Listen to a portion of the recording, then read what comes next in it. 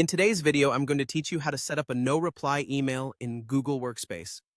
Setting up a no-reply email address can be very useful for businesses that send out automated notifications or newsletters and wish to communicate that responses won't be monitored. Let's move step by step through this process, ensuring you're confident in setting this up by yourself. First off, start by navigating to your Google Workspace admin console. This is where most of your configuration and management tasks begin. Once you're in your dashboard, you're going to want to click on Apps. Now, under this section, select Gmail. This is where all your email settings are located, and it's crucial you're in the right place to carry out these configurations.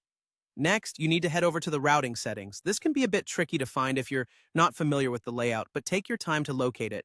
Once you're in the routing section, you'll need to click on Routing again, and then click on Configure. This might sound redundant, but it's Google's way of ensuring all routing configurations are accessible and customizable in one place. Here, you'll find numerous settings that you can adjust.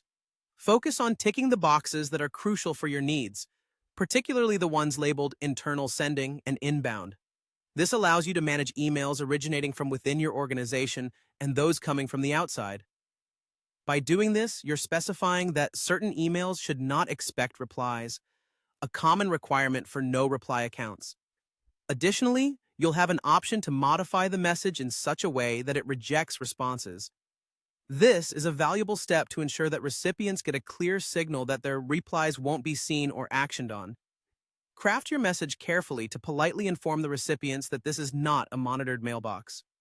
Finally, after you've configured all the necessary settings to your satisfaction, don't forget the crucial last step. Click Save. It might seem simple, but saving is the point where all your configurations are actually applied. If you skip this, you'll find yourself puzzled as to why changes aren't taking effect.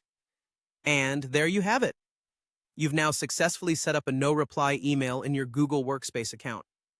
I hope you found this guide helpful and that it's empowered you to manage your organization's email settings with greater confidence.